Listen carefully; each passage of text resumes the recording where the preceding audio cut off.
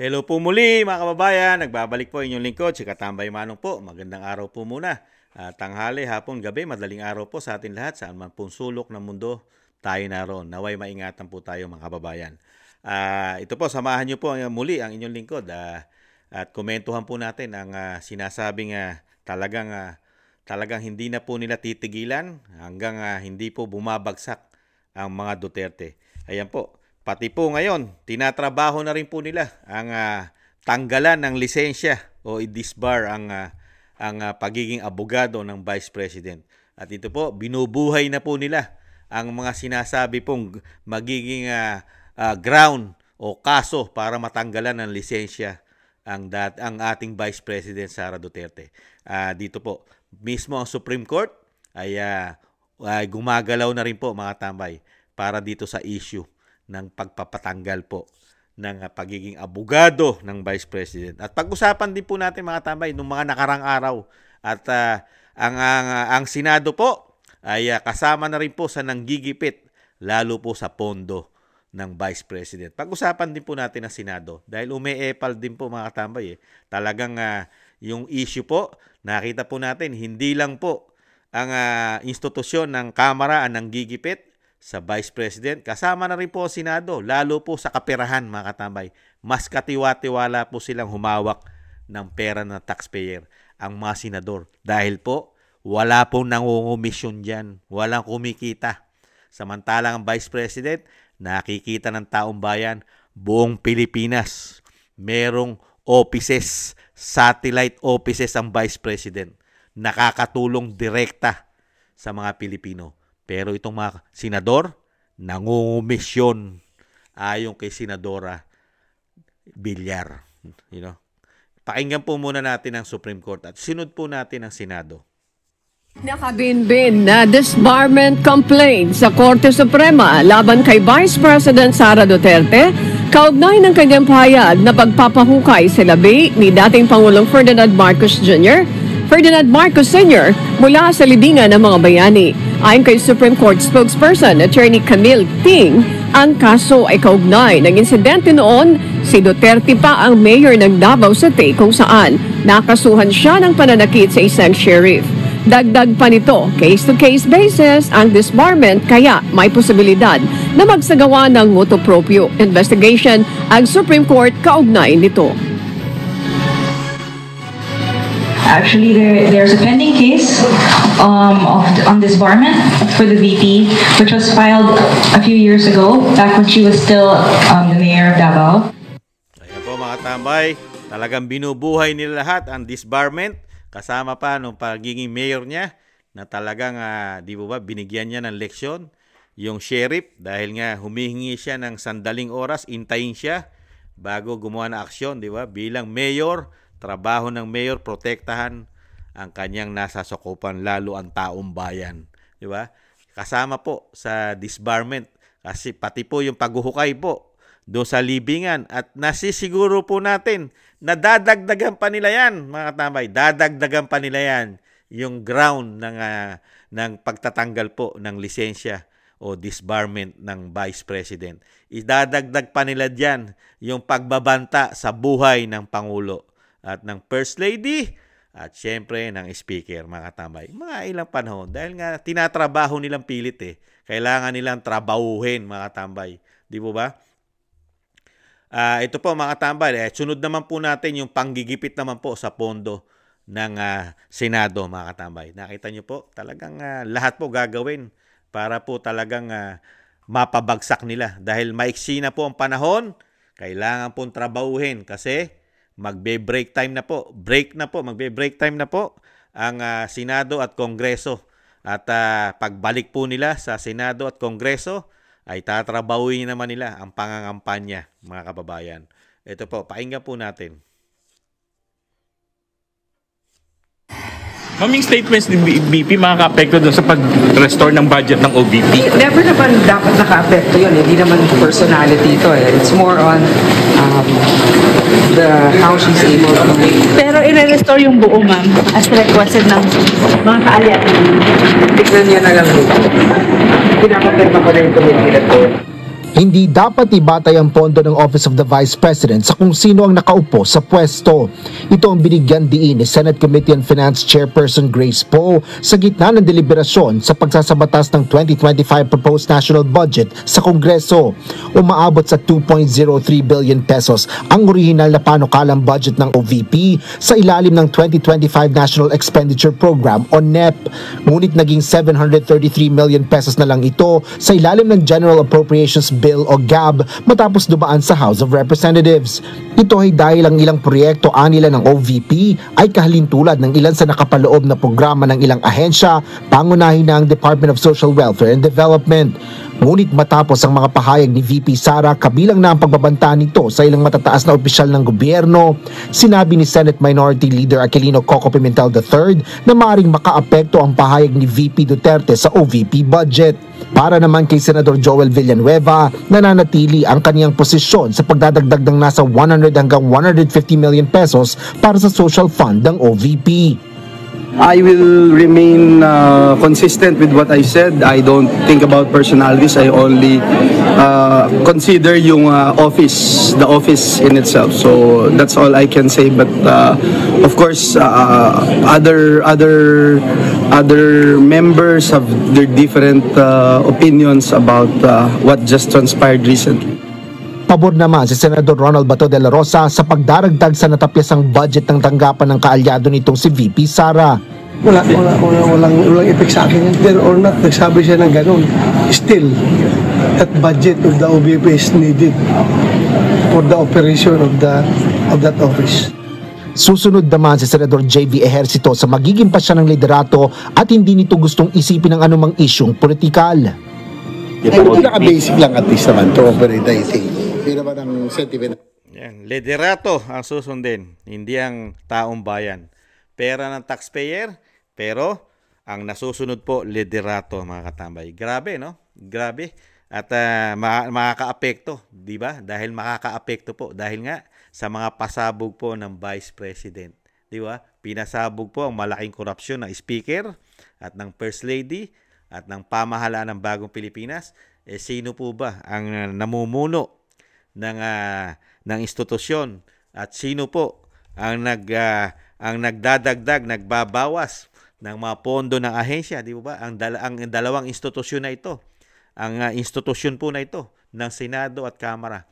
At yan po ay may BICAM, mga tambay. Pagdating po ng BICAM, sila po ang masusunod diyan, mga tambay. Sila po ang mag-uusap diyan. Di po ba? At sino po ba ang mga kaalyado ng Pangulong Marcos? Di po ba lahat sila? Pati po ang Senate President at ang Speaker of the House. Di ba? Ang Speaker. Di po ba? Di po ba ang Speaker ay nahaharap po sa napakaraming issue pagdating sa pera ng taxpayer na hindi po nabubuksan ang libro ng dalawang institusyon na ito? Never nabuksan sa publiko po ang kanilang mga pondo sa napakatagal na panahon. Di po ba? Nada! Yung kanilang ginagamit na pondo, ng kanilang mga MOOE, mga extraordinary expenses, by liquidation lang, by certification. Liquidation by certification lang, mga katamay. At walang public hearing.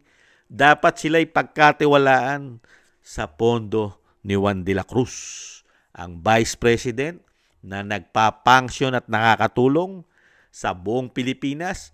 Napakarami niyang offices, satellite offices na nakakatulong direkta.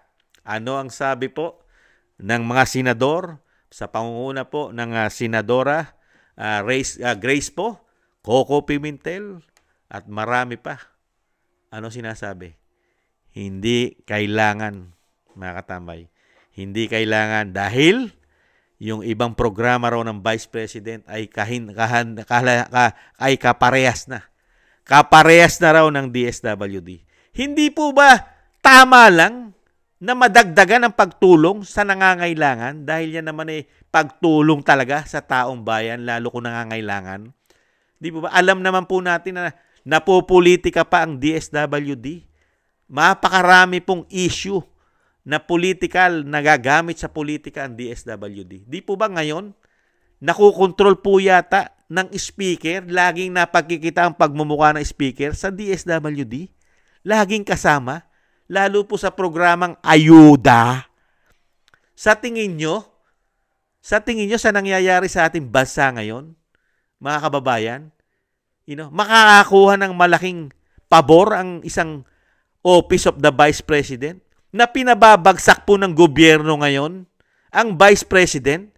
Sa tingin nyo, makakakuha ito ng mga tulong na ang kumukontrol ngayon halos ay ang speaker, lagi na pagkikita.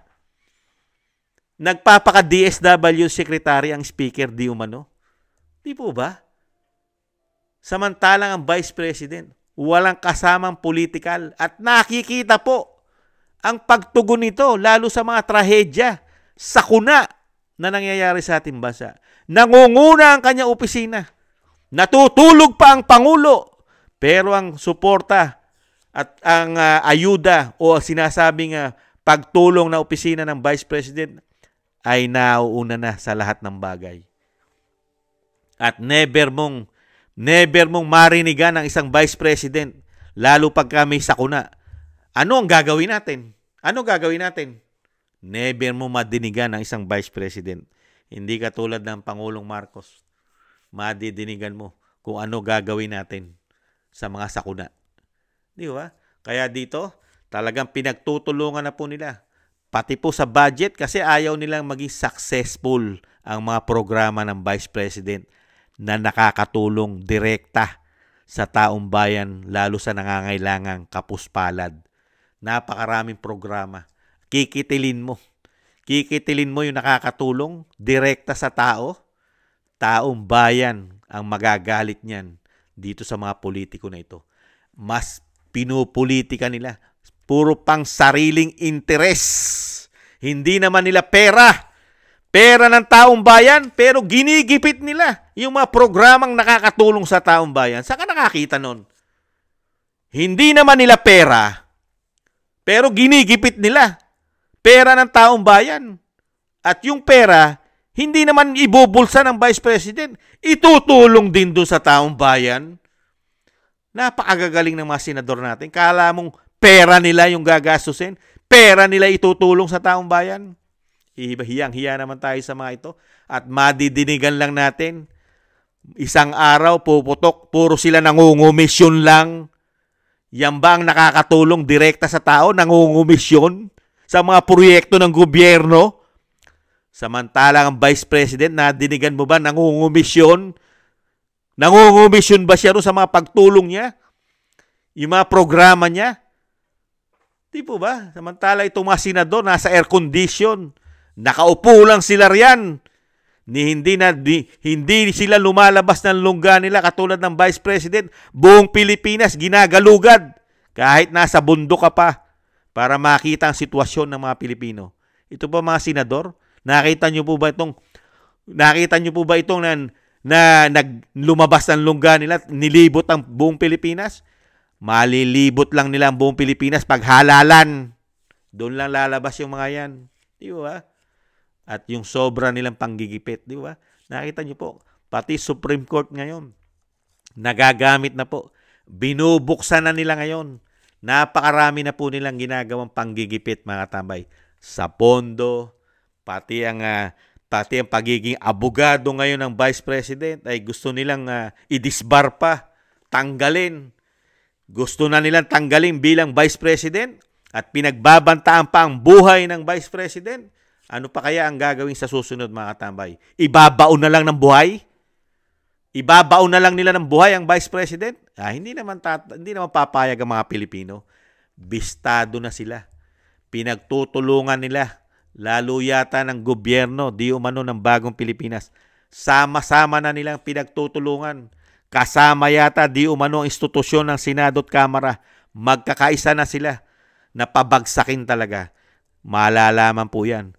Malalaman po ang galit at ganti ng mga botante sa susunod na halalan. Nandiyan po yun. Sa ginagawa nyo, taong bayan ang ginigipit nyo. Sa tingin nyo, yung mga programang nakikinabang ay taong bayan, tapos gigipitin nyo. Sino ang ginipit nyo?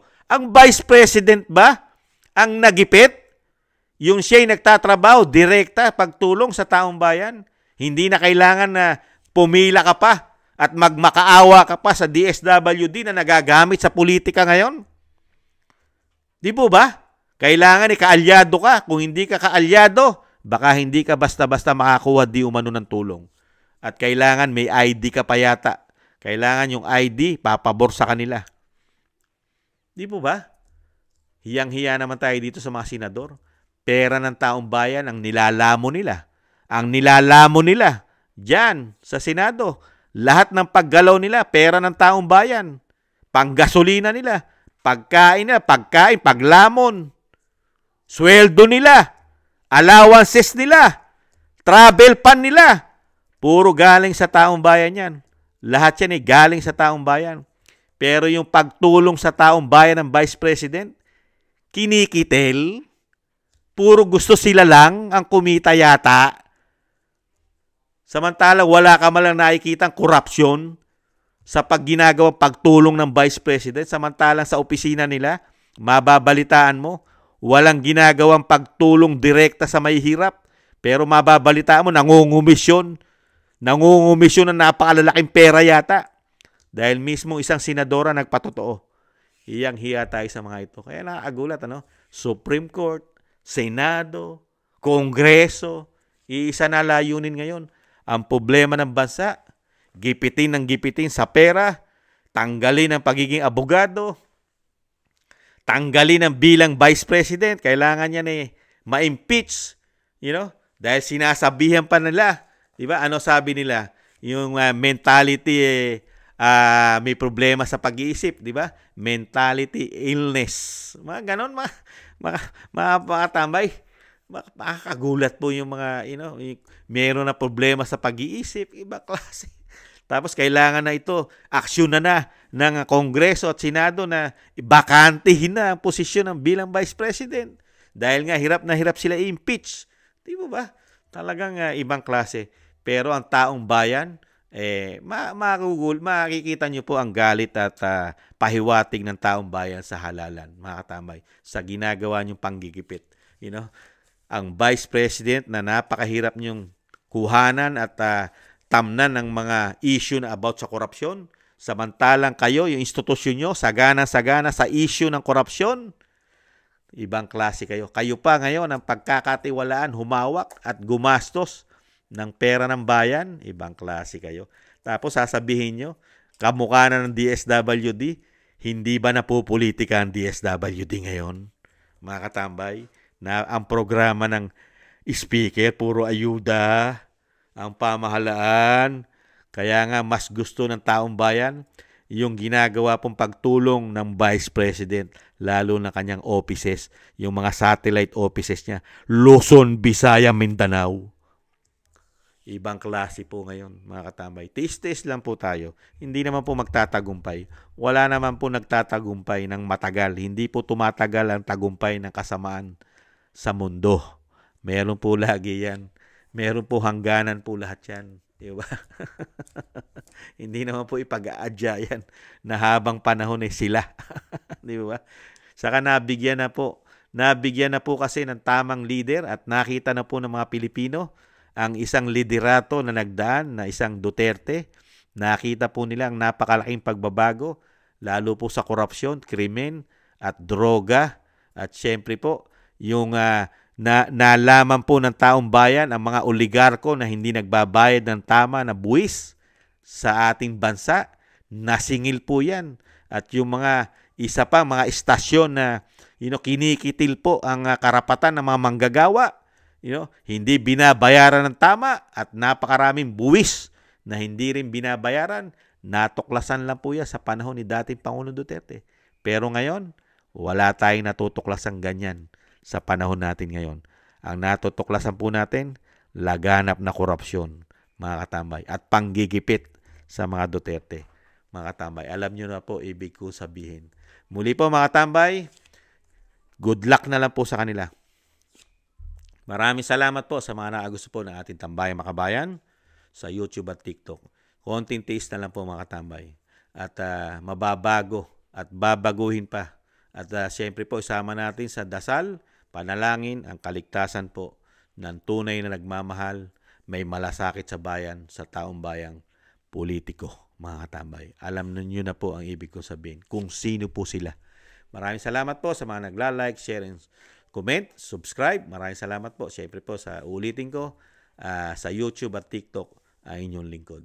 Muli po, paalam po, ingatan nawa. Sa muli po mga kababayan, mga katambay. Bye-bye.